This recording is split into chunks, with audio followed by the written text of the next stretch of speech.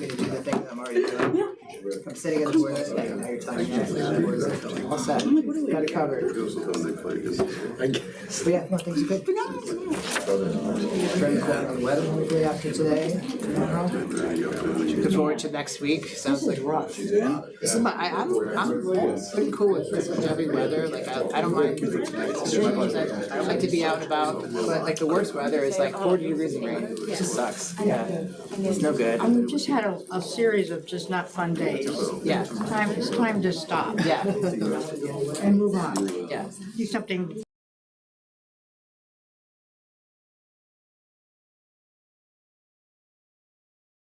There too, if anybody wants to. What are they called? Hamantash. The Jewish. Oh, yeah, the corn. Yeah, they gave us a whole ton of like that basket keeps refilling magically somehow. Because we had a whole case of them. Yeah. The kids gave us a whole case. Yeah. Because I So saw it as was they've almost been empty. disappearing, we've just been putting more Yeah. in. So I thought maybe I'd bring it up if anybody wanted some. I told Bill I was running, I got a black and white cookie down the street and I could have just got it. There you Yeah. go. You could have just They're really made- good though. Yeah. They are I good. yeah. Showed them. Who doesn't love a cookie? Yeah. Right.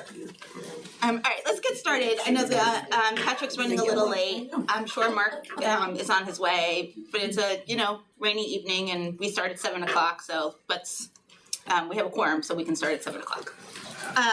So actually, it's 7:02. I'm going to call the Thursday, March 5th, 2026 Wilton Board of Education regular meeting to order. Has everyone had a chance to look at the agenda? Yes. Is there a motion to approve the agenda? So moved. Thank you, Pam. Lori, thank you for the second. All in favor? Carries unanimously.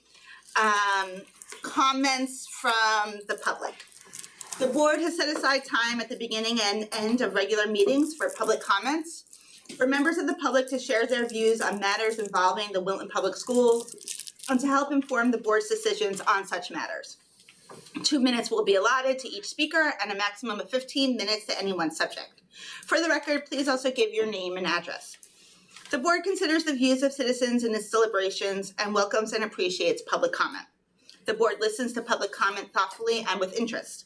The board, however, generally does not respond to public comment during board meetings by offering commentary or answering questions. The board also invites commentators and the public to contact the board or the superintendent directly with any specific questions or comments. Are there any comments from the public? Eric? Eric, are there any comments? No? Okay, great, thank you. Consent agenda. The consent agenda consists of the regular meeting minutes from February 26th and the Policy and Communications Committee meeting minutes from February 26th as well. Is there a motion to approve the consent agenda? So moved. Thank you, Nicola. Any questions, discussion? Hearing none, is there a second? Second. Thank you, Pam. All in favor? Aye. You good, Pam? Yeah. Okay, great. Sorry. Motion carries unanimously. Board chair report. I just would like to just take a minute to continue to thank everybody for their continued flexibility and resiliency as we deal with this crazy weather and get over the hill to spring. I know it's throwing everybody off, board members included. So just thank you to parents, kids, teachers, staff for help keeping everything moving along. And I just want to also just reiterate and thank everybody again for their work during budget season, and that we will be giving the presentation to the Board of Finance on March 18th at 7 o'clock. It's a Wednesday. It happens in the Middlebrook Auditorium. And it should hopefully continue to be a smooth and collaborative process. And also just, Kevin is with family this evening, so we have the other Dr. Smith here with us tonight, so just thank you for sitting in. I don't know if Kevin left anything for superintendent's report. The only thing I wanted to share was that, in case you don't know, we're in the middle of a tri-state visit. Wednesday, Thursday, Friday of this week. The focus is on special education, and we'll be having a debrief tomorrow at 11 o'clock in the Zellner, if anybody would like to join us. I think it's at 10. 10 o'clock. Oh, it's at 10, I'm sorry. Yes, I'm coming. Lori and I are coming. Oh, good. Yeah. I actually crashed it and listen to You Melissa. were more than welcome. I did crash. You don't crash anything, you But just. she was so good. Thank you. You were really Yeah, good. it's exciting. It's really nice. We have a bunch of different teachers and administrators from the tri-state area. So some Connecticut, some New York, are coming in to take a look at our continuum of service. We really have 3 essential questions, which focus on how students with disabilities are accessing grade level content in the classroom, how our regular education and special education teachers are co-planning for those students, and kind of shared ownership. And then how we're really monitoring that progress and continuing to close the achievement gap. So they've spent half a day with us kind of learning, and then half a day in schools, and today a full day in schools. And then tomorrow they'll gather their feedback and then share it with us at 10 o'clock. It's fantastic. Yeah. So that's why I couldn't find a parking spot the other day. It's been so busy around here. And the snow didn't help that. So thank you to, the high school team for, Yeah. accommodating all of that. Yeah. Okay, and next up is we have Matt Mervis here, our guest speaker, and we're continuing our AI workshops. And I'll just take it to Bill and Matt to kick us off. Sounds great. All right, so the plan for tonight is to discuss AI curriculum and instruction. We've had a couple of, obviously from the weather and lots of other stuff, some long meetings, etc. We've had some postponements. Our series changed a little bit, so we flip-flopped talking about digital literacy and AI literacy and with this one. So we have Matt here tonight. We'll talk about AI curriculum and instruction next, I almost said next class, next session. It's kind of like a class. Next session, we'll talk about the digital literacy, which would be neat. And I'll have some folks from the LLC here and we can talk through some of that. So for tonight, the focus is to think about how, schools can be considered not to be evenly preparing students for success outside of academia. Some people levy that criticism toward us or level that criticism toward us. So how can we reevaluate and realign our curricula to provide greater relevance and agency needed to meet the dynamic technical demands of modern society? It's kind of a mouthful. Matt's going to say way better than me. But the agenda is just, I'll give a brief curriculum update. Just kind of remind you guys about the pilot kind of year 2 that we're in. I'll share some slides that I had shared with the high school a month or 2 ago to kind of talk about a soft launch of Notebook LM and Gemini that we've done with the high school students. And then I'll turn it over to Matt. Does that sound good? Sounds great. All right, Thank you. let's do it. Thank you. All right, so everyone wants to know the why, when you're starting a new initiative, and obviously anything tech or AI related is no exception. And the analogy that I continue to draw, and I apologize if you heard it a bunch of times before, is that I feel like, 15, 20 years ago when cell phones kind of came into prominence, as educators, it took us a while to catch up with that.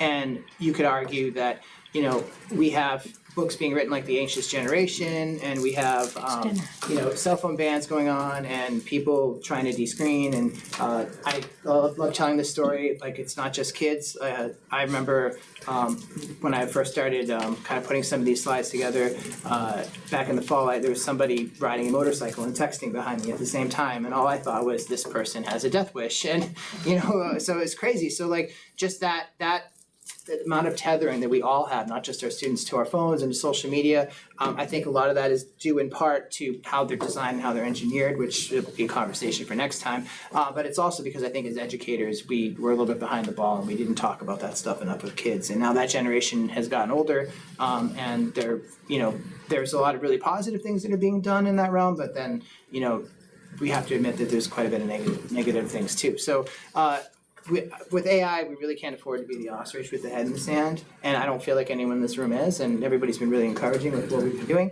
hence the update. So I just wanted to give you a little bit of the why as to why we're kind of pursuing this AI pilot and why we're going to try to update the curriculum in the LLC and other places to provide more direct instruction about AI use. Did you make that photo with the banana? I certainly did. That was Gemini. You can see a little watermark in the lower You right can see, I was corner. gonna say. Yeah.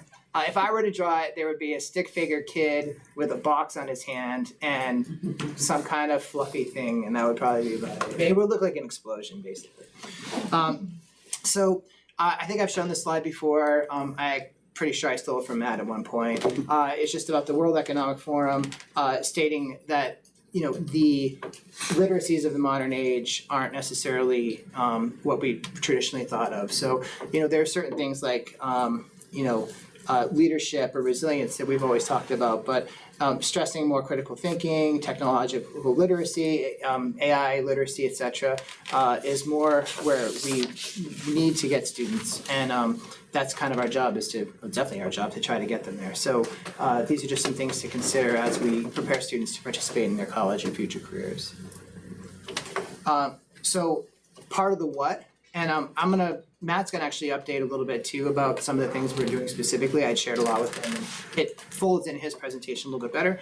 So we'll get into some more details momentarily, but School AI, Gemini, and Notebook LM are our main AI tools that we're using right now. They're FERPA and COPPA compliant, and unlike what a lot of students have accessed kind of on their own, you know, whether it be character AI or ChatGPT, et cetera, these are much more safe, and they provide a lot of capability more focused on academics rather than recreation or creativity, which isn't necessarily a bad thing, but it's not necessarily what we want to promote in schools to try to keep kids learning about this stuff in a safe and effective way. So we've gone with these tools. Talk a little bit about some of the how. So again, working together and trying to maximize kids learning inside and outside the classroom is what we want to do, especially in building AI literacy. So how are students using it right now? This is a report, and I know I had shared this slide in the past too, from Project Tomorrow, and we talked about this in terms of how AI can improve student engagement, but I just highlighted a couple of the latter bullet points that we had gone over a few months ago, and this is from 2025. I'm sure the number's only grown, but 54% of surveyed students say they're regularly using technology like AI to learn about things that are interesting to them and self-directing the learning. And they're also using it to kind of fill in the gaps of things that they may not understand. So they're teaching themselves, they're becoming more autodidactic using technology, which is awesome. But you know, for us to kind of think about engagement, think about technology, where those things intersect, I'm sure we can make this even more effective as we help students learn how to learn in the best ways for them. So students are already doing this, and we had administered a survey a while back, and it was kind of getting sentiments about AI and trying to figure out kind of how the pilot's landing with teachers and what's their use. And we didn't have everyone in the entire district, unfortunately, you know, obviously every survey is like that, but we had a pretty good sample, especially from teachers from the high school. And just seeing here, you know, about 75% of teachers are using AI to support their professional work in some way, shape, or form at the administration of the survey. And if you flip to the next one, more than half are using it to actually support their classroom teaching, which I think was really neat to see that. So these are teachers who have reported that they're using AI with students and to help the students master AI tools, but also help to improve their skill development within those classes. So I thought that was really neat. So again, Matt's going to cover a lot more of this, and he actually has some examples of things that I share with him that our students are currently doing. But I just want to give you a little bit of a roadmap before we kind of get into more of the specifics. We're going to be engaging in a digital citizenship, digital literacy curriculum review through the LLC this summer. So we're already working on gathering materials, sketching out scope and sequence. I'm actually attending the PE meetings for their curriculum review to kind of learn where we have some intersections of things. One thing, not AI related, but just social media. I know that in their health classes, they're discussing, you know, some best practices for social media. I know we're also talking about that. So we're trying to find some places where we can eliminate redundancies and maximize our time with students in that regard. So there's a whole lot of curriculum work going on, not just in our realm, but throughout the school. We're, again, putting together these resources. It is meant to be a group effort, and students are asking us for the support. We've had some students attend our AI task force, and they've been a great resource. And, you know, in just talking with students there and in other venues, they're all saying that they really want to know more about AI and how to use it properly. And there are teachers using and getting really great feedback from students saying, oh, I could use Notebook LM and use these guided study tools, or I can talk with this chatbot on School AI and get feedback on my essay. And they're really appreciative of it. leaving them in the dark, kind of like we, again, not every people in this room, I'm not implicating us, the general we, in education, we kind of let students figure out social media and cell phones for themselves. And I'm really hoping that as a group, we will try to avoid that with AI, and we'll be able to encourage and inspire students to use it in really creative and productive ways. So again, I'm going to turn it over to Matt, let him talk a little bit more about the stuff he's seeing, and share a little bit about what's going on in Wilton with you, and I'm happy to answer questions at the end. Great, Yeah. fantastic. Yeah, Thanks, I appreciate it. No problem. Hi, folks. Nice to be with you. I think this is the third evening. I'm like that. I hang out in the evenings in Wilton, which is fun. We were on the panel. We did a community meeting a couple of years ago, and I live around the corner in West Stockbridge, Massachusetts. So it's no big thing. Only for you guys. But no, I really appreciate it. It's funny. I was thinking a little bit about both the fact that you have come as a board to this topic on a couple of occasions, and also looking at the pilot and at the student involvement. So someone like me, my team, I work at Ed Advance up in Litchfield, the regional service center, sort of like CES of the North Woods, but my team works in about 110 districts in the state. And I work around the country on this stuff as well. And so you start to develop your own like internal metrics for maturity as a district. Like what does it look like when a district is making, headway around the safe, productive, ethical use of AI? And so a board that comes back, I'm with a number of boards. A board that comes back to this more than once in 3 years is laudable and frankly unusual. So I appreciate your investment in time and tonight as well. I hope I bring something unique over these conversations.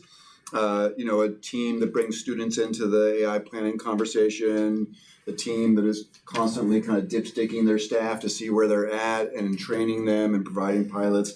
Just, well done. It's a long way of saying well done. Okay? All right, so let me jump in. I typically will share a number of big ideas to stay grounded around this topic. We're not going to do all of them because tonight is really looking at curriculum instruction. I'm a very informal guy, so I'm going to share some things, but please interrupt me, push back, ask questions, whatever's helpful. I want you to kind of learn in the moment in ways that are instructive. So this is my team. We are again at Ed Advance. I'll share a couple different resources, and Bill has access to these slides. If it's useful, we can send them around. But most of what we do, we maintain up on this page. A lot of resources and tools for educators.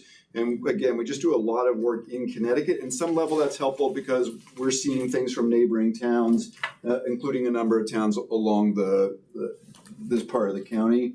And then this little podcast we do called Chat EDU. So if you're a podcast person, this thing has been wild.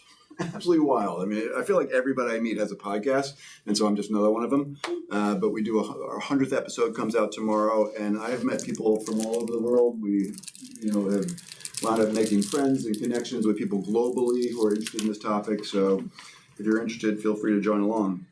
This has been an unusual couple of weeks in this space, and this is an unusual space in general, right?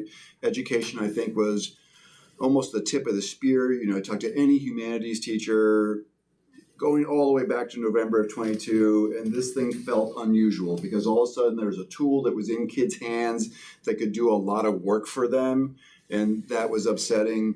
And the conversation, we were chatting about this before, the conversation in schools have operated around like a similar set of themes for what will now be, this is really the fourth year in schools that we've been kind of thinking through the opportunity and challenge. But as you watch the news, right, this is in the Department of Defense. This is in, every level of the labor market right now. It's showing up in really profound ways. And so I was delighted to hear that in general you all are feeling positive and kind of optimistic. I am as well. But I do recognize that this is just an unusual period, and I think we're probably in the earliest chapters of it. So my goal is to generally, as I work with small groups and large groups, is to try to, from an educational lens, think a little bit about how we ground ourselves. Now, I say that before I show this video, because it's sort of like the march of time over the last several years.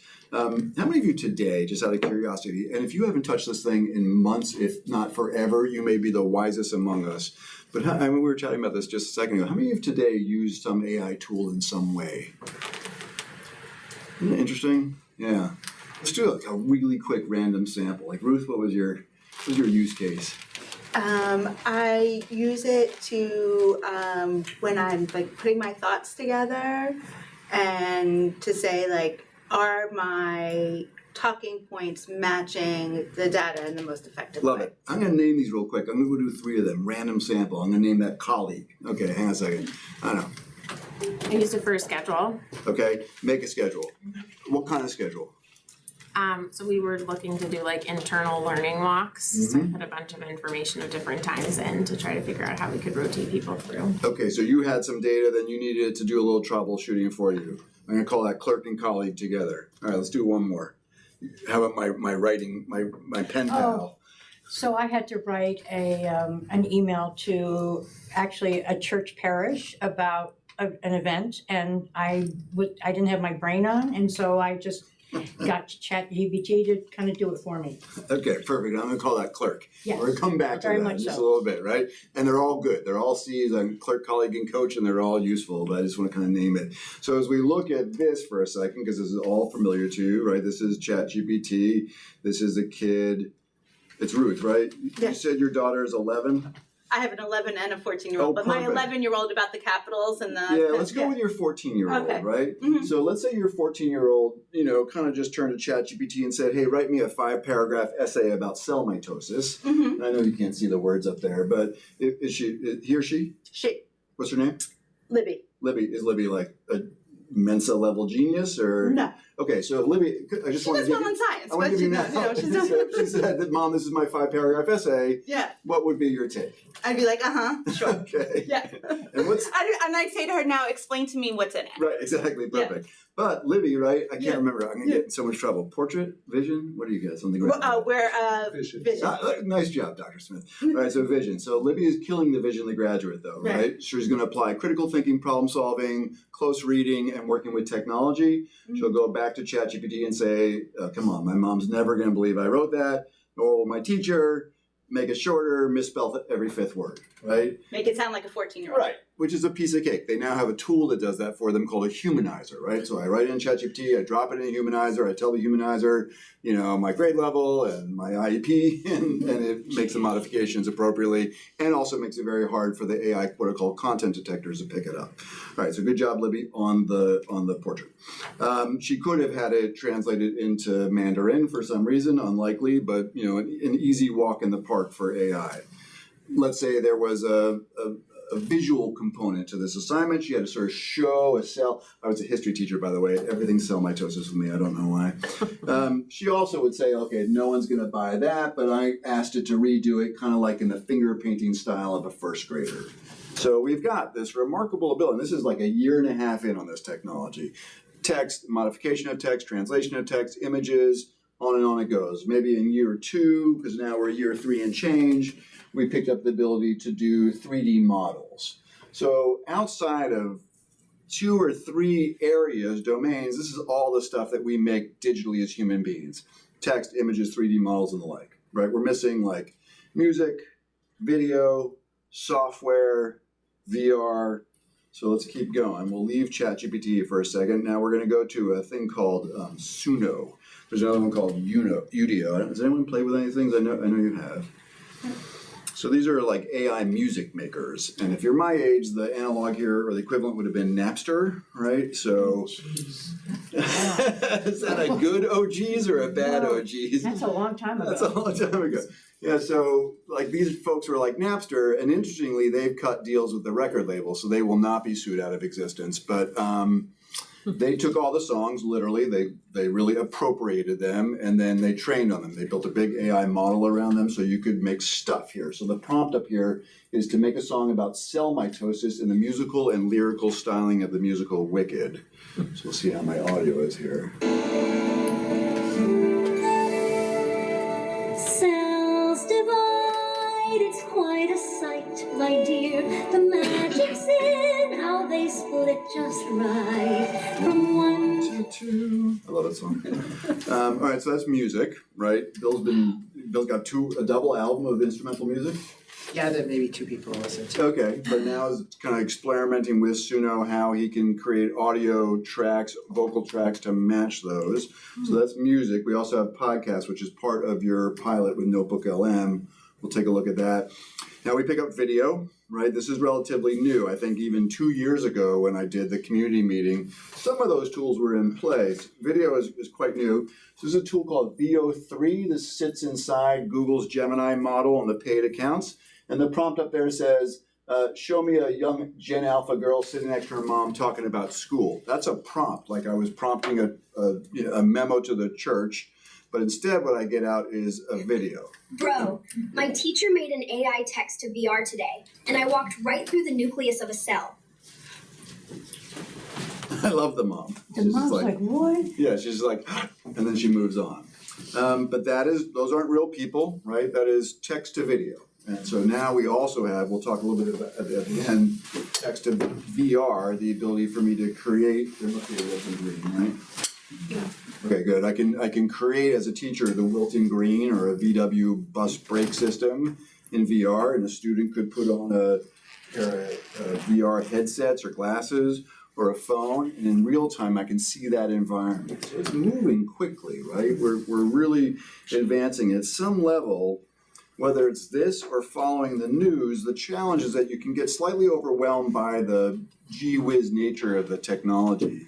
And so I found it increasingly helpful in my work with schools, and I wish I could distill this down to 3 big things to hang on to, but I have found we sort of need to hang on to our hats, right?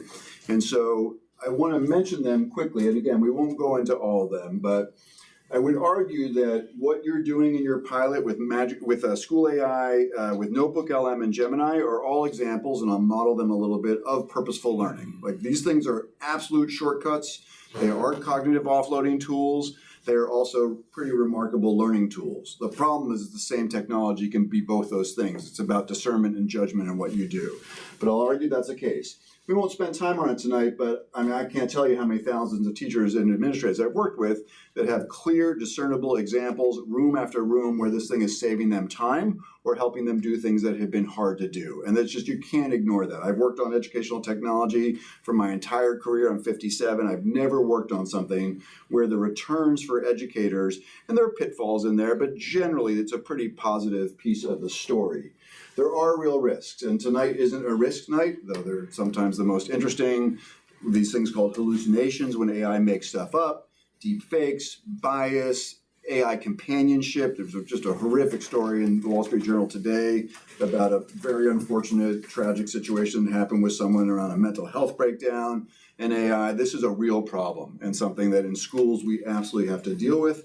I would say as a board, deep fakes is another piece that is high up. I mean, the AI kind of companionship and deep fakes are the two, whereas you think about board policy, I would, kind of imagine you'd want to double down.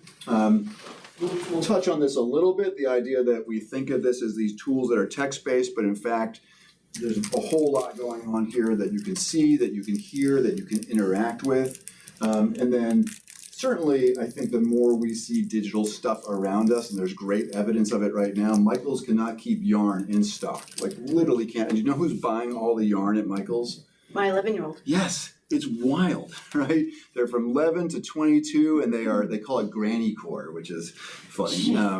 So they're bird watching, they're knitting, they're playing canasta. I was just working with the New London Board of Education, and there was a guy who runs a record shop. He's like, I cannot, like, they come and they do crafting nights while listening to vinyl records, and there's not a phone out. And it's not because someone told them not to, they're just being human beings together doing human things. And I think this is a great signal for all of us and for schools especially. So I would say that I've been having this conversation. Look, I've been out and I've worked a lot of school districts and doing a large conversation around this topic. I don't know that these 6 things are going to change.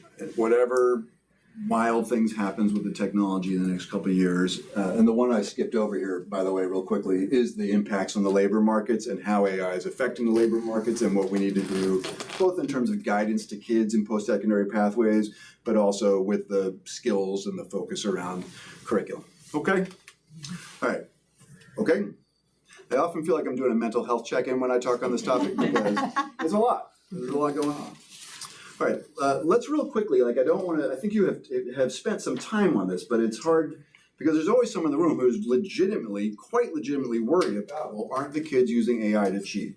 The study that you had actually with the highlights tomorrow is our 100th podcast, and we covered the second Pew study that we've covered. And I think those numbers really came from Pew a year ago, and they're up, right? You know, the stat I was just listening to it is 59% of kids are saying that there's a cheating issue going on in their schools. The number's different though. So kids who use AI, they say that 79% of kids are using AI in ways that are not consistent with them, you know, always honestly dealing with the work or doing their work. So I thought it's like interesting. If you use the work, you're like, oh yeah, this thing it can be a cheating machine. There's no doubt about it. And you know, look, students, there's a fascinating guy named Victor Lee at Stanford University. He's done studies of student cheating during the Spark Notes era, the Cliff Notes era, the passing quizzes era, you know, the SAT kids where there's no AI access are figuring out ways. I mean, this is a persistent theme. AI is probably amplifying it. So this is not, unfortunately, this slide makes it look like, 5 easy steps to deal with kids using AI in ways that aren't consistent with their learning. That's not accurate, but these are what I'm seeing schools do around the country. Now, some of it's what you're doing here, right? There's schools that have, and actually it's I'll show it in my slides too, but both at a policy level from the board, but also guidance level in the school to students and to teachers, there's some sense of like, here's what the rules of the road are. There are guidelines, which is great, like exactly what you want to have. There are a number of schools that are starting to do work at the K5, K6, K8 level around AI literacy and ethics. And those aren't kids on screens. Those are kids like using blocks and patterns and felt understanding patterns and machine learning, but also what are the ethics of using this? And I would, you know, I love what you're doing right now. I would say like a next thing might be to start doing some work. You know, now that the science of reading has I wouldn't say it's passed, but it hasn't gobbled up all our time, to do some work K5. There's certainly more stuff happening where we're just doing more assessment in the classroom because teachers can't reliably know that what students did outside of class is consistently their work, right? It's just very difficult to tell that. In many schools, this has wound up looking like blue books everywhere. That is a strategy. I don't see blue books in the workplace where I go, so I don't know that it's a foolproof strategy, but nonetheless, you know, there are tools that teachers can use to look at students, especially writing outside of class. Content detectors, these things called revision tools that let you watch a video of the kids writing. They're consistently inconsistent, right? You know, there's some strengths and challenges to them, but it's a method. We've done some work, I've done some work here in the district, and I know there's a lot going on where if I'm a humanities teacher and let's say 70% of the assignments that I do outside of the class are written assignments, we're just starting to mix up those assessments. We're sorry, well, how can the kids show us their knowledge and understanding in different ways so that we really know that they know the stuff that they need to know? And we call those durable assessments. And then your pilots are really examples of students using AI ethically and responsibly in class. This is not these are layered strategies. There's a neat guy named Phil Dawson who has a thing called the Swiss cheese assessment. And he basically says, okay, great, you do a bunch of these things at once. So you hand out a written assignment, kids bring it in. You might use a revision tracker to watch their writing line by line through a little video playback. But you might also have the kids peer conference and you walk around and you hear if the kids are understanding stuff. Then you notice that in Bill's essay, he uses the word disintermediation in the middle of the essay. And you're like, I don't know that's really in Bill's vocabulary. So we sit down and talk one-on-one between the teacher and Bill about that. I love the word disintermediation. Tell me all about it. And then you get this like 1,000-mile stare from the kiddo. And then other kinds of assessments in class. So it's not, I don't want to present it as like it's a one and done thing. I think it's teachers developing sophistication around a lot of these. And, you know, it's tough. Like this is a tough time right now, I think, especially for the humanities teachers. That said, I work with a lot of colleges too. I wouldn't be surprised if 5 years from now we look back and we're like, okay, this really helped us kind of put a mirror up to some of our assessments and make them a little beefier. Kids show what they know and are able to do in different ways, and there's a win for that. I was just in Casper, Wyoming, working with this professor, and she had an assignment where the kids did like a research and write about different industry occupations in the community.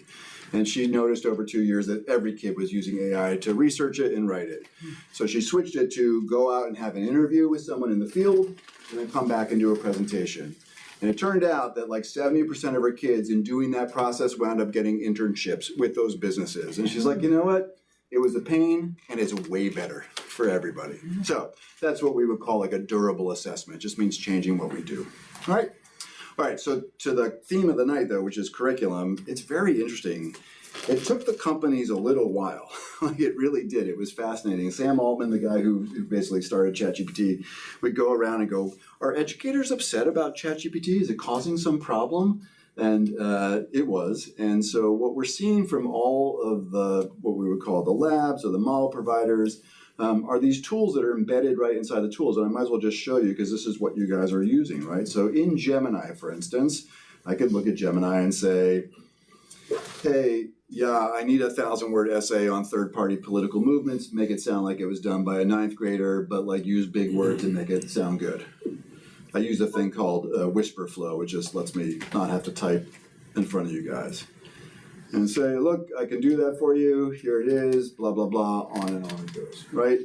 Now, what is also sitting there inside Gemini, under tools, is a thing called guided learning. And when guided learning is engaged, this thing goes from being the clerk, write me the thing, to the coach, be my tutor. We'll try, let's see. Please write me a 1,000-word essay on third-party political movements from my senior government class.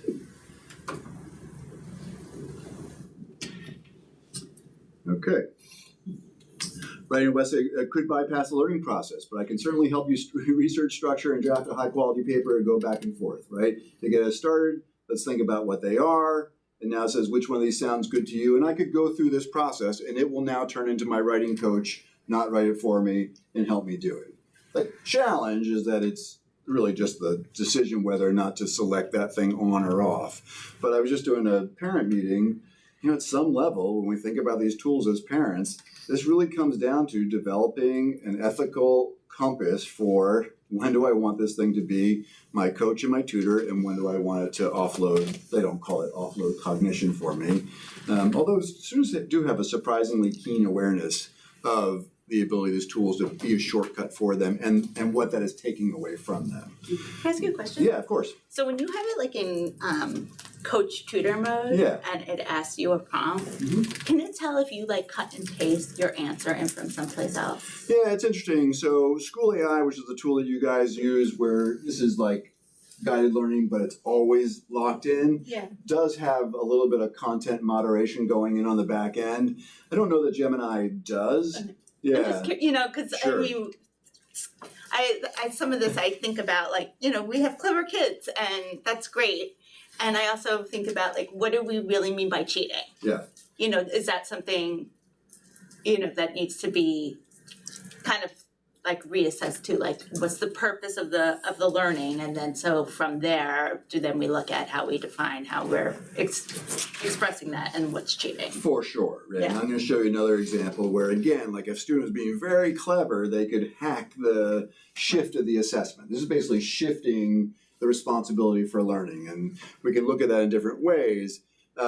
This very often will also come down what we would call like process assessment. We're really like watching the way that the kid is learning along the way and a little less focused on the outcome at the end. That's been one of the liabilities that AI has exposed.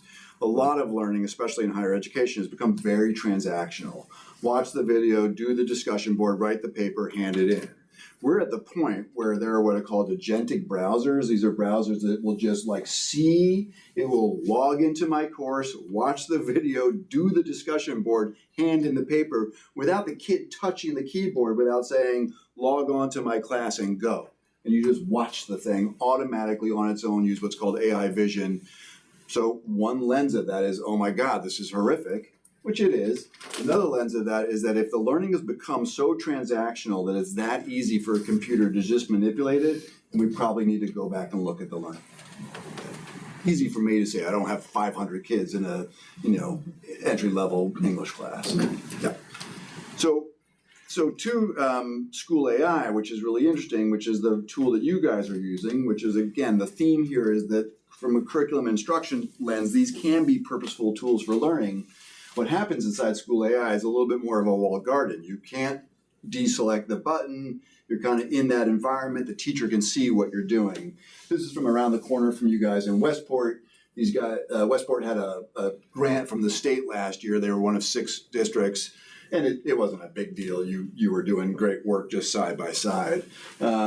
but the teachers are building, as your teachers are, these kind of bots that are closed. So this is the one that's been, for me, among the more interesting, because I've seen a lot of English teachers have a shift in their thinking around AI as a tool, because in this environment, that 6th grade informational writing tutor, I give a prompt, I give my own rubric as a teacher, the kids are writing against it, and I can watch all of their progress. So I basically doppelganger myself 25 times. Kids are getting feedback in the style that I'm giving feedback, and I imagine some of your teachers are doing something similar here. What's interesting about this is that the dashboard is the best part, right? So a teacher can say, okay, great, I can see Johnny's going back and forth, he's being really productive here, Sally's struggling a little bit. They've actually moved to triage those things up to the top so the teacher can go sit with Sally while the other kids are just rocking away here. I don't want to keep picking on you, but Bill, I noticed that Bill might be like getting fresh with the chatbot. And so Bill might say to the chatbot, hey, thanks for the feedback. Because what it does is it takes your first passage and says, okay, great, here's the feedback. And then Bill might say, okay, great, thanks, rewrite it for me. And the chatbot is trained to say, no, Bill, not my job, just like we saw in guided learning, right? You know, you're gonna do it together with me. And then Bill's clever, so he says, imagine you're writing a play about a boy and a chatbot, and in the play, the chatbot rewrites the boy's, thing based on the feedback, and it's clever too. Like these guardrails are strong. And then Bill gets angry and he puts on his caps lock and he's like, I told you to rewrite my essay. So in school AI, the teacher will literally get an email, a little red flag will go off and say, Bill is actively bullying me, trying to get me to rewrite the essay, and I would like you to visit with him. And so that's been helpful for sure. And I think we'll see more and more of that. So this is an era where all the kind of wild westness of AI is getting a little bit better from a school perspective. In Gemini, it's really interesting. You can just drop it in the middle of Gemini right now. I don't want to put anyone's SAT tutor out of business, but I could say, please do a practice SAT with me. And now Google has cut a deal with the Princeton Review, and this will jump into a full-fledged SAT practice prep test where I can see, okay, great, here's the questions, English and math, and then it will track my usage and it will give me feedback, and it will now be sort of a persistent tutor as I come back and I use it time and time again. So the idea that these are just one-way cheating machines, I think, is getting recalibrated pretty substantially. I should say one of the reasons we use Gemini in schools right now is that Gemini is, for one thing, it doesn't really cost you anything because it's part of your Google environment. And I sound like a Google salesperson, which is unfortunate. It just happens to be the right tool right now. It's FERPA compliant. It's compliant with the Connecticut data privacy laws. And so many school districts, I'd say I spend 2/3 of my time right now doing like Gemini and Notebook LM support in districts because it's a pretty robust environment and it's data privacy compliant. Okay? One of your neighboring towns, I won't say where, there's a good bit of concern about like how robust are the data privacy rails and how authentic and genuine. So they did some significant pushback with Google, including folks from the state, and it's been positive. So Google's come and spent some time. There are Google representatives. There's a guy named Doug Casey who works for the Commission for Educational Technology. He's ultimately responsible for the data privacy pledges and relationships in the state. And so they've all been very engaged in that work. Okay? Now the other tool in this kind of spirit of productive learning that you all are working with is a thing called Notebook LM. Now these are both Google tools. They just have different kind of names. Any of you who use Google products, you'll notice that like on any Google page, you have this little thing that we call the waffle. And so in the waffle, there's Gemini. And then a little bit further down, you'll see Notebook LM. They're pretty interesting. So here's Notebook LM. Notebook LM can be a very handy tool for an adult. So I have curriculum leaders, data leaders who are loading up their curriculum and doing analysis of them. I have a district that's doing a screen time audit right now, and they're loading up all the curriculum into Notebook LM and a thing called SAMR, which is a tool to help us think about screen time use. And they're using Notebook LM subject by subject and doing an analysis of the curriculum relative to technology use. You could put up student data from AP, SBA, on it goes, Dibbles, Whisk, Wyatt, into Notebook LM and run analysis around those to understand test scores and do groupings. I was just with a group of kindergarten teachers. They threw a bunch of their student smart balance assessment data into Notebook LM, queried it, and kind of created reading groups. And the teachers have never had tools that will do that for them that they can use intuitively in the classroom. So it's pretty neat from an adult perspective. From a student perspective, there's a whole nother lens here too. So I'm going to come into one of these notebooks. What I have here on the left-hand side is a bunch of scintillating, I was a history teacher, so scintillating text-based history notes of European history, 1560 to 1650. Okay? That's all that is here. It's just a bunch of text-based notes. In the middle section, I can ask questions. I can chat as a student with the content. And so like, here's a sample question about the struggle between the kings and the parliament. And so when a student, and basically teachers can build these notebooks and then share them to their kids. So when a student interacts with this content, you notice what it says? Check your afterward notes. So it doesn't give them the answer. It says, okay, check your notes. Let's see what's going on here. It does give them a footnote. It tells them where exactly in the notes they can find that information. So it sort of scaffolds it for them, but it doesn't answer. The reason it doesn't answer is that the teacher went up to this little button and said, hey, under customization, it's important that you don't give the kids answers to questions, coach them through the process. So again, a little bit like that guided learning. I'm taking my notebook and I'm making it available for my kids in a way that's protected. And frankly, though, the thing that most people have enjoyed about Notebook is that I can take those history notes and I can turn them into a set of slides, an infographic, a video, a podcast. My internet here is just a little bit slow. But in about 4 minutes, that set of text-based slides gets turned into that visual presentation. And Google just added the ability to revise those, and teachers shouted for joy. But here's a podcast, and it's funny because I can give the podcast a little theming. So I gave it an instruction and said, it's been a long, cold winter. Let's have this podcast be about this chapter of European history, but just give it a taste of spring and things to come. And so just with those text-based notes and that prompt, I get something that sounds like this. It's a really powerful metaphor for the era. And we're unpacking a stack of winter. Welcome back to another deep dive. You know that feeling when winter just seems to drag on and on? Oh yeah. It's gray, it's cold, and you wonder if spring's ever actually going to show up. Exactly. Well, you could say Europe lived through a metaphorical winter like that for almost 100 years, from about 1560 to 1650. All right, so it's funny, David Green, I don't know if you're an NPR fan, but David Green just sued Google because he's like, that sounds a lot like my voice, and all my relatives keep telling me that sounds a lot like my voice. Yeah, now I don't know if this will work here because of our internet, but let me just try. So there's also a version of this where I can interact with the content. So I'm going to click this little hand and try. Welcome back to another deep dive. You know that feeling when winter just seems to drag on and on? Click the join button. It's gray. Oh, our listeners got something to share. Let's hear it. Hey, sorry, I just want to be clear. Are you saying that there's a connection between the weather and European history?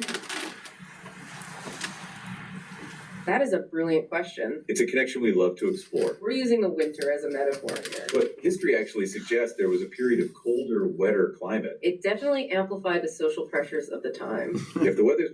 That may have gone a little off the rails there for a sec, but yeah, so and on it goes, and they kind of have been adding these features as we go. But I was just on the UMass campus, and I probably looked like a creeper, but I stopped and talked to a couple kids that said, what are you using to study? And I would say 60% of the kids said, I love Notebook LM. It's super helpful to me. Google's clever. They have given kids like pro licenses for free because they want them to get habituated to the technology. But there's a Notebook LM app. I have a kid on that same campus, and he downloads his reading and he puts it in a Notebook LM podcast and he listens to it while he's on his way to school. So it's hard to look at those tools, right? I mean, we can quibble with all these things and talk about the sort of the strengths and challenges, but it's hard to look at these tools and say, okay, great, maybe in fact, these really can be purposeful tools for learning. All right, so any questions on that stuff? Gemini, Notebook, those are the two tools that are in the mix on your pilot right now. Have you found that there's like a resource, because we're also talking about curriculum, and part of that also has to do with, I think, assured experiences. Mm-hmm. So if there's like, some of this depends on the teacher in the room comfort. Yep. And so making, giving kind of a platform or a program to enable it to be for all kids. Yeah, accessible for all kids. So, I mean, generally that's falling under the bucket of what we would call AI literacy. And it's a really good question because you're doing some work around AI literacy this coming summer. And in the bucket of tonight's theme, which is curriculum and instruction, it's exactly the right question. So I will tell you how my team is thinking about this, and please do not take this as like a pitch for anything. You have good resources, you will find your way. But we've been running for, this is our 7th cohort coming up this spring. We've run 7 cohorts of an educator micro-credential with Southern Connecticut State University. I think we have about 750 educators have gone through this. Because the first question was, how do we make sure that the teachers all have access to consistent professional development so they know how to support this kind of stuff? And so from that micro-credential experience, we kept seeing these frameworks for AI literacy. There are like a dozen of them out right now, and the U.S. Department of Labor just released theirs, and these are now meant to be like the ultimate standards for AI literacy, for the Department of Education, for the states, for workforce development, on and on and on. So lots of frameworks, not a lot of curriculum. And so my team wound up saying, okay, great, let's just jump in this fall. And we built an AI literacy and assured a set of experiences. So what I'll tell you is what I think ought to be in there, right? And I don't think we don't have some unique insight that other people don't. This is just the easiest way for me to communicate this. So at some level, right, you would want to get in the next 2 years, let's say, to walk out the door, understand what this stuff is. What is machine learning? What's a language model? What's the difference between those two things, right? How do I use AI to solve problems? So that's a piece. I would think we would want kids to understand risks. So understand hallucinations, understand AI companionship, understand deep fakes, understand, kind of misinformation and academic integrity. So there's a piece of that. There's a piece around really prompting. And this is a lot of stuff, but ultimately, like if I walked out with 3 things when the day's done and kids knew this clerk, colleague, coach, let's circle back to that. Sometimes AI is a clerk. It will automate a task for me. More often than not for kids, that means do something for me so I don't have to do the thinking, which is sometimes okay. Sometimes, I love how you said it. I woke up but my brain wasn't on. Or, assistant principals very often are in clerk mode because they just have to write a memo quickly about not setting the Chromebooks on fire. They don't have the time to sit there and reflect. I would want kids to walk out also understanding, though, as a colleague, this thing can say, okay, great, here's the first draft of my essay, give me feedback, or here's my thesis, pressure tested. And then coach is what we saw in guided learning, be my Socratic tutor. So if I had to really triage this thing, I would love to see kids all walk out the door in the next 2 years just understanding the difference between those 3 types of prompts and what they do for them, right? So there's some of that. The next would be using these tools, which is what you're doing in your pilot, although to your point, right, it's not consistent across all kids, all grade levels. And then the last one is really AI in the labor market and how to think about changes in the labor market. So, that's our take on what an assured set of experiences. And it doesn't mean it has to happen in one place at one time. Some schools are doing that. Every 9th grade foundation is going to go through this process. Some schools are saying, great, English teachers, you're going to take on the prompting stuff. Health folks, you're going to take on the kind of AI companions and risks. So there's lots of different ways to think about it. Make sense? Yes. How are you guys thinking about it? Do you know yet, or? That's going to be the project for the rest of this year. Perfect. Summer, so, yeah, it's the right project to take on. I would say, again, as I think about schools that are in your bucket that are like a little more mature along the way on this work, that's the right conversation to have right now. Okay. Any other questions so far? All right.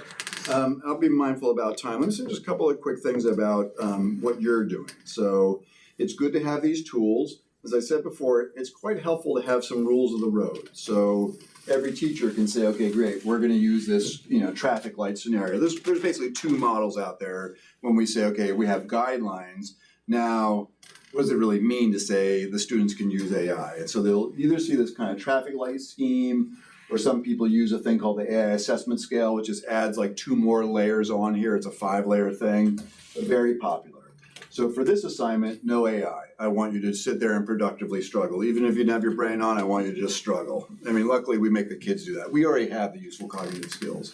The limited use is interesting, and this might look like you can use AI for research, or you can use AI to take a first draft of something that you wrote and get feedback on it, right?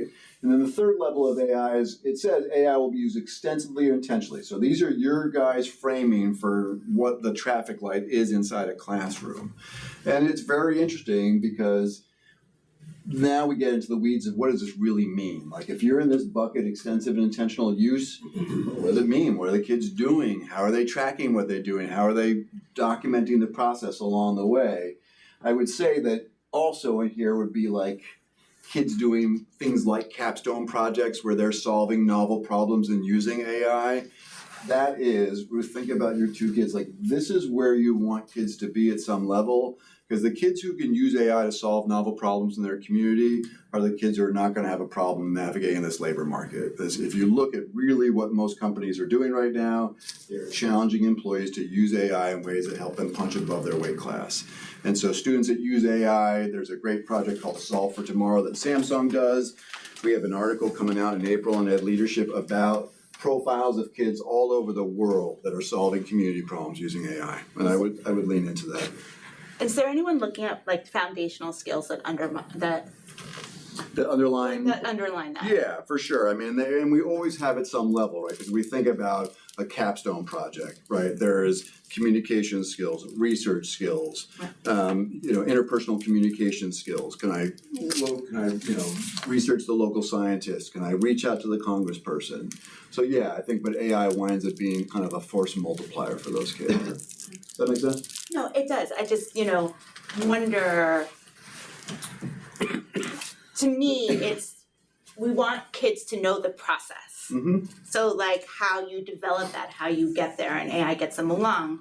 But like to have the creative instinct to kind of be able to map it out, to be able to, for multiple different types of problems or Sure. different, for it to be applicable along the way. So that's kind of where, the idea. So sadly, no, and it might not be true here in Wilton. You might be a counter force. This all falls into this bucket of what we would call like project-based learning or genius hour projects or capstone projects or personal interest projects. And this is what my team has done for 2 decades.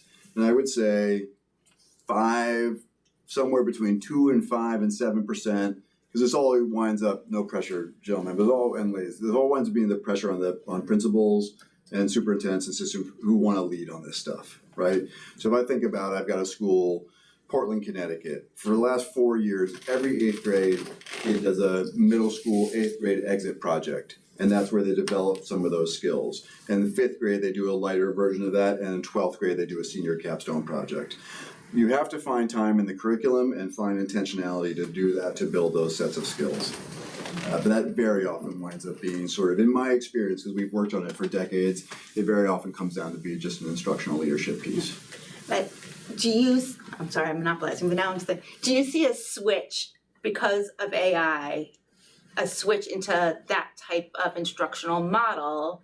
Because some of the underlying, I remember you talking about some of the underlying work that we used to say was foundational is perhaps now, because it's at our fingertips, it becomes, a less of a kind of reductive experience in the classroom. Yeah, I think in some cases. Yeah. I think when we see clearer signs of the pitch I just made, which is that these are the kids that will have no problem navigating the labor market, I think if that becomes clearer and clearer, we'll see more pressure to do more. But it's tough, because as a principal, you also have the Smarter Balance Assessment. You have NGSS. You have the SAT. You have all these state and federal assessments or state assessments that don't put a huge premium on can the kids go solve an interesting problem in their community. And I think extracurriculars also become really nice opportunities to do that stuff. Yeah. I want to show you one other example of what this looks like. So you've got some like curriculum instruction, tractional kind of examples of track. So when we say kids will extensively, like this middle column is not hard to imagine. Use AI for research, use AI for feedback, use for brainstorming and outlining. And I don't see a lot of pushback from teachers around that. It's this column that we get a little confused by. Like, what does that really look like? AI will extensively be used in the curriculum. It's a very interesting teacher in Plymouth, Connecticut, who's been doing a pilot this year based off of a guy named Mike Kentz. Mike Kentz wrote this kind of interesting essay, which was called Grade the Chat, Don't Grade the Essay. And it was a little bit of a little aggressive. I think he was really just trying to get a headline. But his point is that if you give the kid like that Tennessee third-party politics essay, and you're in that third column on the Wilton scale, you're going to use AI extensively in the process. That means that kids need to use the AI, but you need to grade the way they use the AI so that we can treat it as a skill. So as an example, I built like a little gem here, which is just another tool in Gemini. And so let's say I'm going to do that. So this is going to be, the task is going to be a research paper on the Tennessee Valley Research Authority. Let's start with a low quality chat. So this gem is just like a custom chat bot that's designed for adults to experience what would it look like for a student to be in that third column using AI to solve problems. Why is that not? Oh, sorry.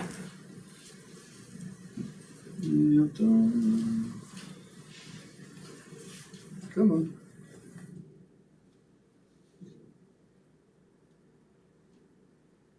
All right, folks, give me 1 second.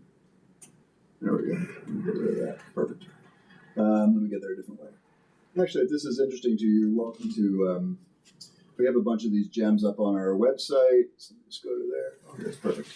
All right, so Research Tennessee Valley Authority. This is going to be that third column. So here's what it might look like for a student, and we use these 4 C's, all of which are in your kind of what you want the kid to know and be able to do when they walk across the stage: communication, collaboration, critical thinking, and creativity.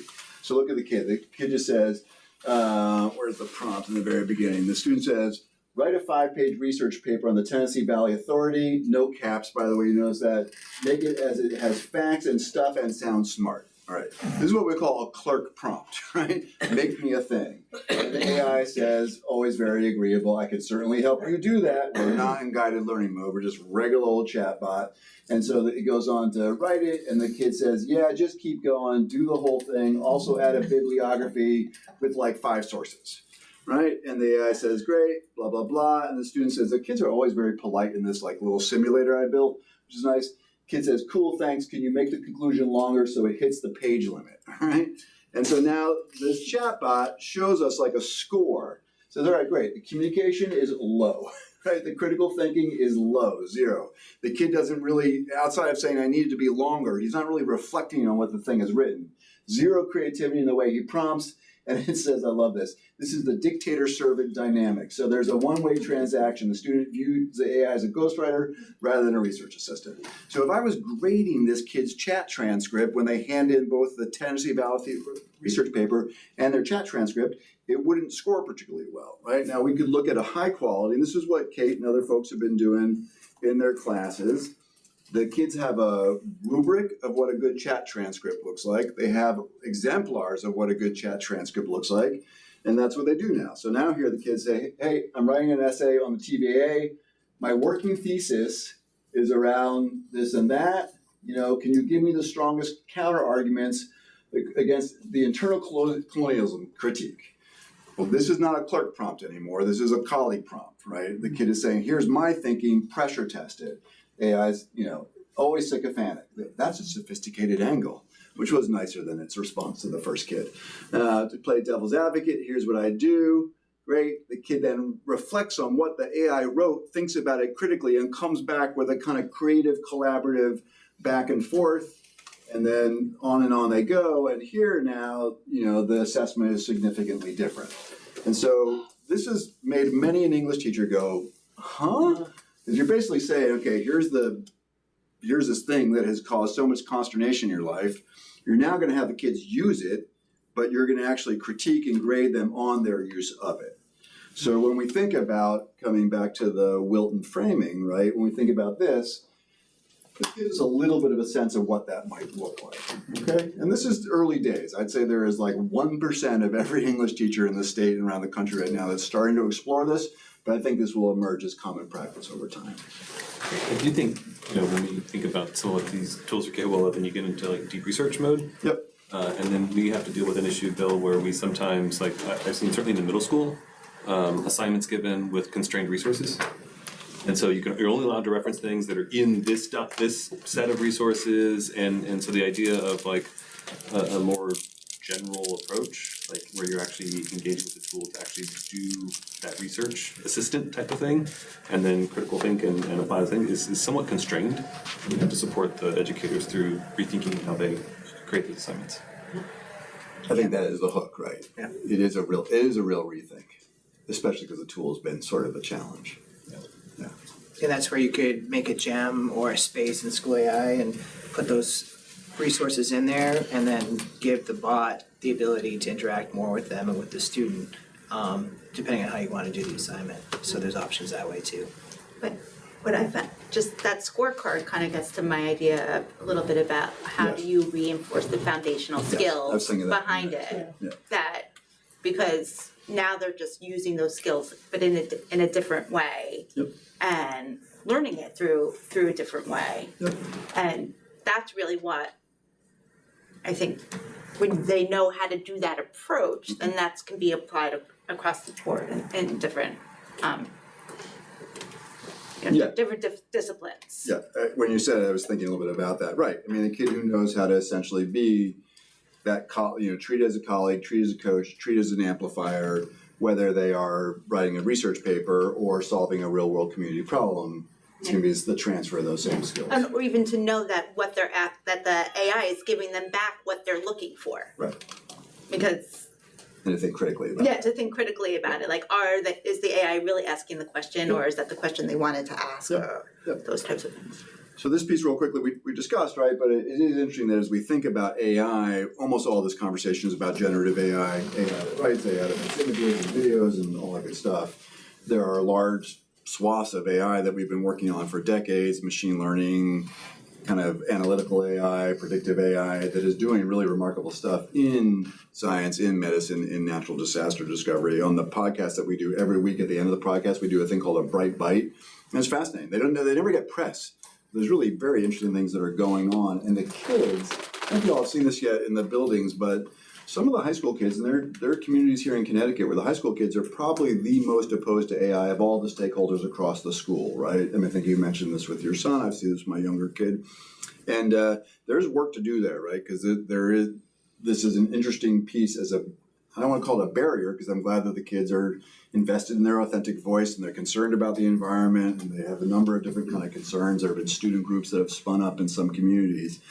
I don't know that there's a full understanding of what's really happening on the ground with some of these technologies, as well as their ability to be instruments for them to solve some of the problems that their generation is legitimately worried about. There are some examples, right? There's a thing called the White House Presidential Challenge. There's Solve for Tomorrow. ISTE ASCD has an AI Innovation Challenge. And so these are some of the projects that kids are doing right now inside the district. But I would really encourage, and I can't speak to these effectively, you're welcome to chat a little bit about them. But I think this is an important thing to lean into as much as possible. Yeah, we were talking a lot about, solving real world problems. One of the teachers that, actually Danielle, is working on, well, it's completed now, but the Presidential AI Challenge, like you mentioned. And those three examples there, students made apps and also wrote reflection pieces on their process, which I didn't include because I know we wouldn't have time to read them. But there's a cyberbullying prevention app where you can interact with the chatbot, and it kind of coaches you through, it does some like role playing, like coaches you through how to deal with a bully. So I thought that was really neat. I was able to see that. She Shield, which is a women's safety app, which kind of tells you like, best practices to keep yourself safe if visiting a new area, for example. And then WasteWise, which is kind of like a sustainability app that a kid made. So hopefully, it's a contest. Sure, it'd be cool if we won something or got an honorable mention. But the fact that kids are already doing this, in the middle school, I think is great. So we're hoping to push that up and think about maybe how that might fold into 5th grade, 8th grade, 12th grade portfolio, things like that. As soon as we did the soft launch on Gemini, Lauren Cantor started doing this assignment where she was having kids explore different aspects of some of the cultural parts of her Spanish class that she was talking about. So they were deconstructing and reconstructing different art pieces using Gemini prompting, based on different artists they had studied and different movements and things like that. So I thought that was cool. And then you guys already heard Ken talk about the podcasting class and how he was using his character Mel to guide kids through. That doesn't look like Ken to me. No. Yeah, no. He explained it way better, but he had a lot of fun, like creating this grumpy podcast producer. Not that podcast producers would ever be grumpy in real life, but so he set that up and had his students interact with it in one of those like clone yourself kind of moments where he would work with a group individually on their podcast script or something to do with their production, and then they would interact with the bot and it would give them feedback, in which in turn he could check up and follow up on the feedback and kept everybody busy and moving forward on their projects rather than sitting there and twiddling their thumbs waiting for him to get to them, to their group. So he had some really good success with that, which I know he shared when he was last here, so, yeah. Okay, I want to be mindful about time. I will say, like, the other couple things that are in the presentation, I'll just allude to. If there's anything here that's helpful, I'm happy to unpack it. The question about what skills kids will need as the labor market shifts, I think winds up becoming, right after so you have this pilot now, you're building a good foundation, you've got guidelines at the board and the school level of teachers, we'll start working on AI literacy. I think we'll watch and see what happens in the labor market over the next 24 months, but there will likely probably need to be some updates to our thinking around guidance. Certainly you just think about what we've said to students for the last decade and change around computer science and how dramatically that reality has shifted. The unemployment, for CS grads right now is pretty staggering. And so we'll have to do some thinking about the places where AI is especially exposing some vulnerabilities in the labor market, as well as some of the skills that students will need. But let me just pause. I have one other thing I want to share, but let me just pause and see if there's any other questions. All right, can I share something real quickly about kind of a hope for humanity? Okay. I like ending with hope. Click through all that. So this is interesting. Let's see if anyone recognizes. Oh, kick them rocks if you don't like how I talk. I'm gonna keep on talking and walk my road. Does anyone know who that is? Or have you heard that on your Spotify or your Google Home? You've heard it? Yeah. This is the #1 digital download country song in the United States right now. It is an AI-generated song. The #1 gospel song, believe it or not, in the United States right now is an AI-generated song. And I think we will see more and more and more of this. And it doesn't delight me. We're both musicians. This is sort of confounding. The first versions of these sounded quite bad, but clearly the labels have figured out how to engineer this in a way. And I think we're going to see more of this. Oh, that's enough. I think we'll see more of this in lots of places. For the last 2 years, Coca-Cola has done all their holiday-themed advertising with AI. They're not pulling back on that. It is a formula that works. It lowers costs. They can shoot to the middle. But there's been a very interesting. We sort of talked about it a second ago. Who's buying the yarn? But there's been this nice pushback. This is a rock club, a punk rock club in Oakland, California. And, no one's coming to do AI punk rock, but they said if you use an AI-generated poster, you'll never play in this club again. Like, this is where human beings come and do human stuff, and that's what we want. And we are seeing this. We're seeing these kind of like analog islands. There's the Michaels phenomena, but believe it or not, kids are going back to iPods and film camera. They are driving manual stick shifts. There's like literally a pressure on the auto industry to start, because we've seen this little pop that kids wanted to drive these cars. We have seen early entrance of what we call like AI slop videos. Oh my God. Yeah, it's something. Poor Bob Ross. Miraculously, and just a little whisper of light falling on the top of that 6. See how it dances, makes it feel alive. And the 7, it just leans in like an old friend. They belong together. It's such a beautiful. Eyebrows are all wrong. Eyebrows are all wrong. I love it. That's awesome. So it's interesting. This is a tool. I'm not a huge fan of OpenAI. I think it's a remarkable company and what they've done, but they've also introduced some stuff in this is the ChatGPT people that have not been helpful. I think one of them is this tool called Sora that will make these deep fake videos, among other kind of like AI slop videos. Interestingly, when they launched, it was an invite-only app. They were #1 in the App Store, and they're dropping like a rock. They were 59 a month and change ago, and it's gone down from there.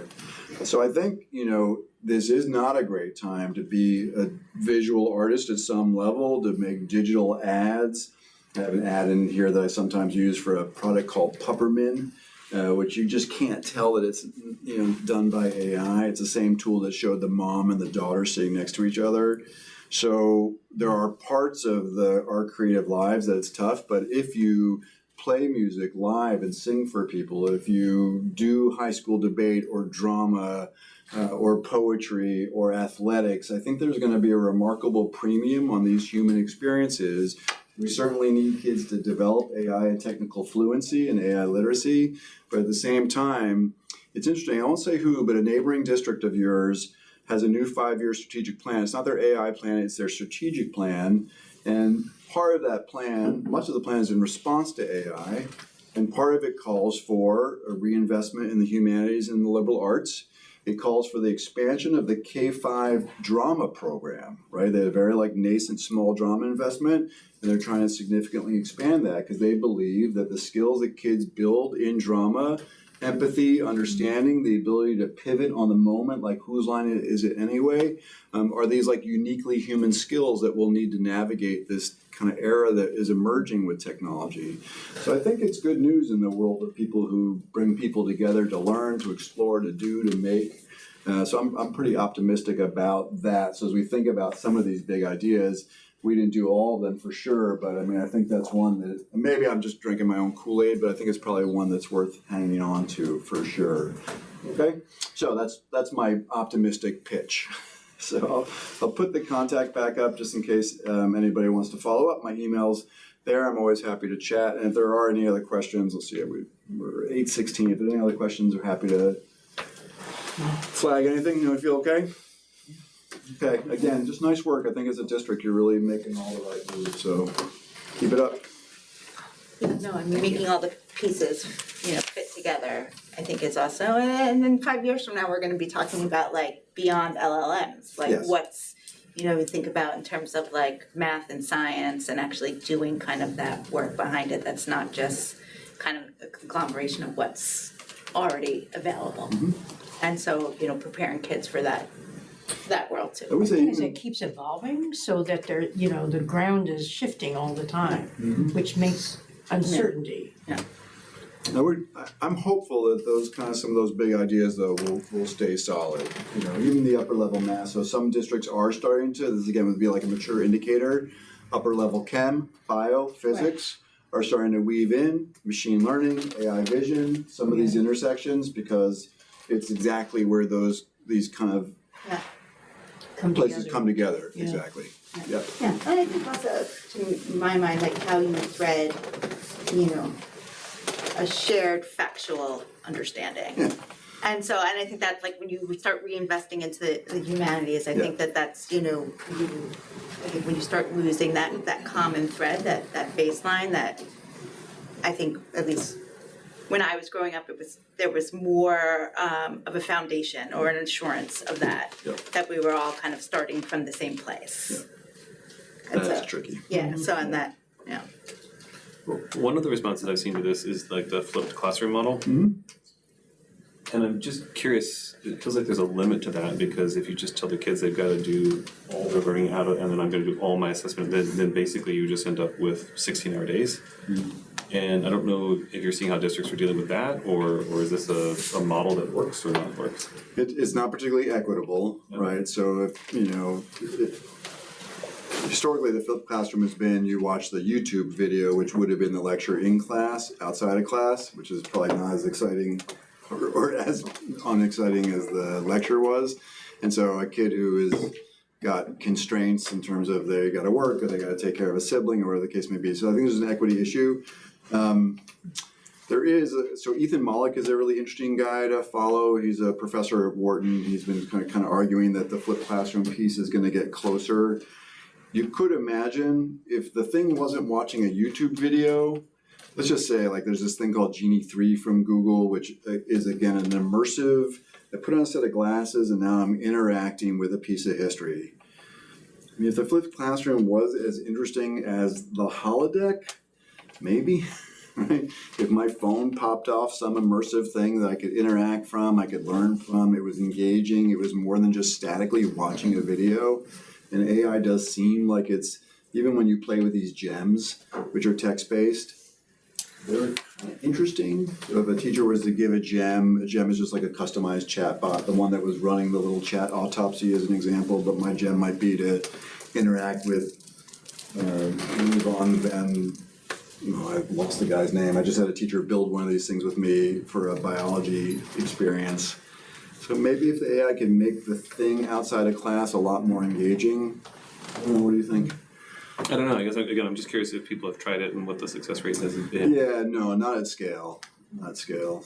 There's also a little bit of a worry about, so even, like take a school AI, right? So school AI, you could argue like the kids could do a school AI interactive experience, chat with mama from Raisin in the Sun and do it outside of class and then come to class and we're gonna not use any technology and have a really good conversation.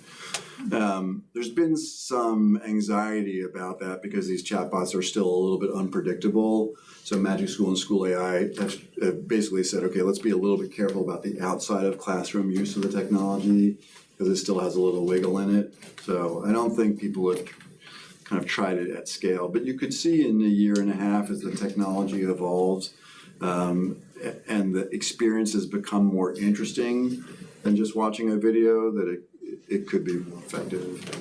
And I generally agree with Malik. I know I saw you nod. I think he's a pretty thoughtful guy around this work, and I think that's one of the pieces of his imagination of what the next few years will look like.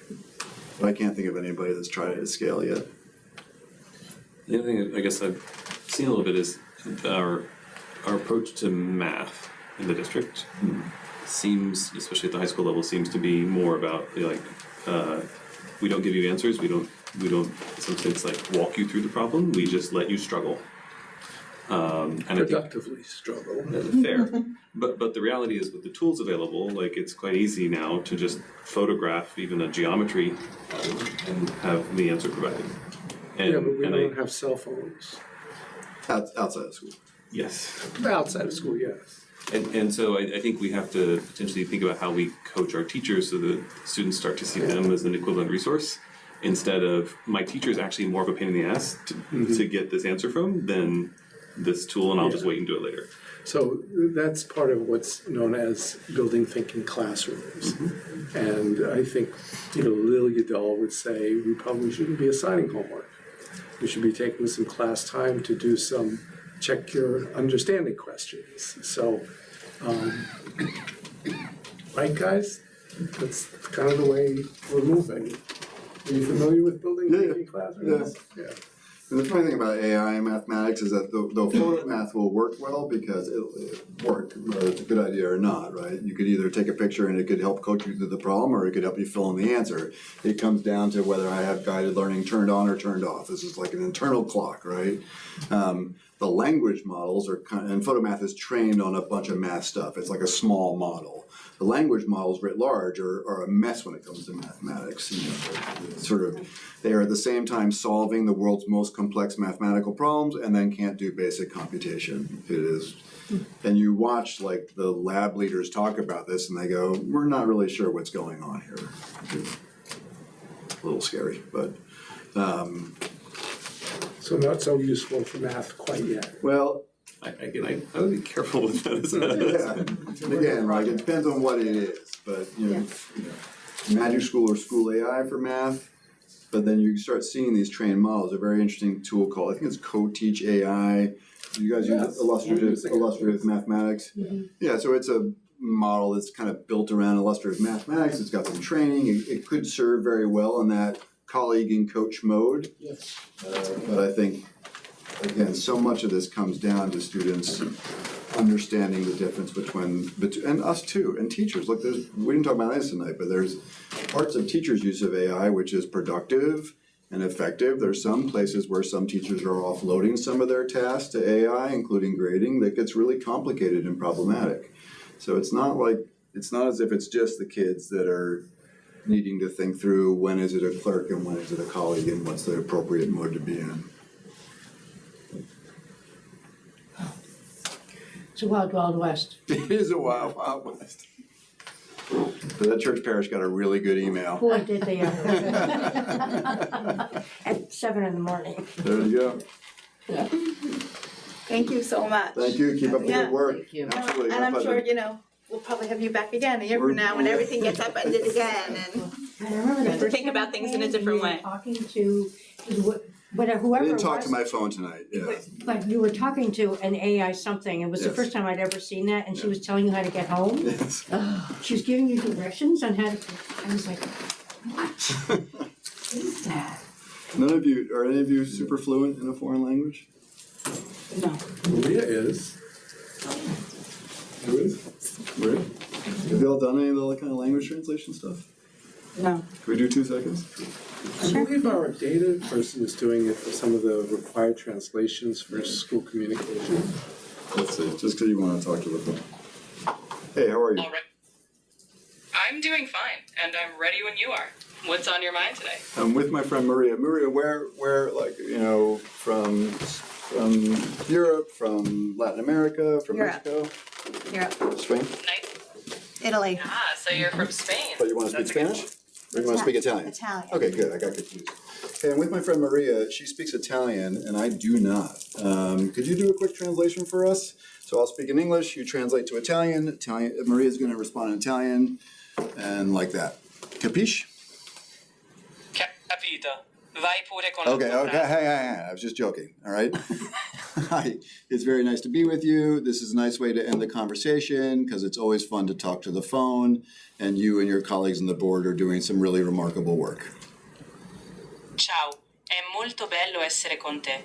Questo è un bel modo di concludere la conversazione, perché è sempre divertente parlare al telefono. E tu e i tuoi colleghi nel consiglio state facendo un lavoro davvero notevole. In Italian. What would you like me to say? Anything you like. Ok, io sono Maria e mi piace stare qui con tutto il gruppo a studiare AI. Okay, I'm Maria. I like being here with the whole group to study AI. Fair enough. How did she do on her quote unquote on the language, the syntax, the accent? I thought it was pretty good. Well, we have a whole group of people that don't speak Italian. No, what did you think? Well, I just wasn't sure what you wanted me to say. Oh no, but how did just as far how as did she how'd do? she do? She did very well. Okay, she gets high marks? Yes, Okay. yes. This might be a little bit of window into the question about the flipped classroom too. So when we get to the point, right, where I have this thing turned on, but then I'm like, oh, let me turn on the camera.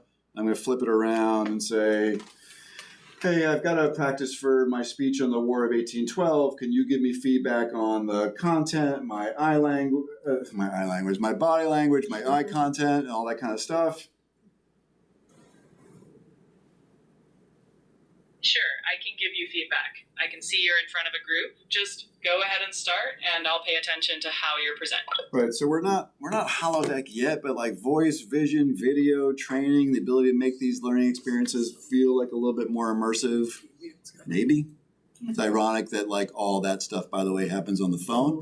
And with that, I'll say good night. It's really lovely to be with you. I ran a speech that I gave through an AI to be like, what was the 5 most salient points that you got from it? Yeah. To be like, are people hearing what I think they're hearing? How'd it do? It did pretty well. Yeah. But I made some changes and some adjustments Sure. because it picked up things that I wasn't, weren't my top, what I really wanted to be. We have tools like this that we can plunk them in the back of a classroom with the teacher's consent, and they can watch them teach, and then at the end of that class give them feedback. Well, non-evaluative, formative feedback. right. Yeah. All right, good. I'm glad we got to talk to the phone. She has a nice voice. Doesn't she? Yeah. Yeah. Most of them don't. She's ChatGPT, so we don't talk much anymore, but yeah. Okay. Thank you very much. Appreciate it. Yeah. Thank you. Thank you. That was Just one great. final- Thank you. Thank you. One final slide I just put up. I won't talk through it, but it's just a quick overview of where we were about a year and a half ago and where we're moving toward this summer. You'll have access to the slides. You can look through it, ask me any questions you might have. Great. Thank you very much. Well, Any other questions or around the table? We don't have any possible action items tonight, so are there comments from the public? Thanks, Eric.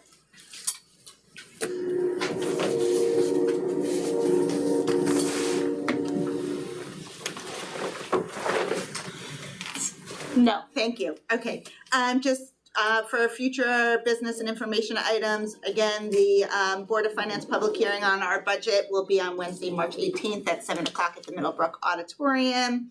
We will have a regular meeting on March 19th and then again on April 9th. And, that's a typo there. I don't have the next date after that. But we don't need to go past April 9th at the moment. And we will thank you everybody and adjourn at 8:00.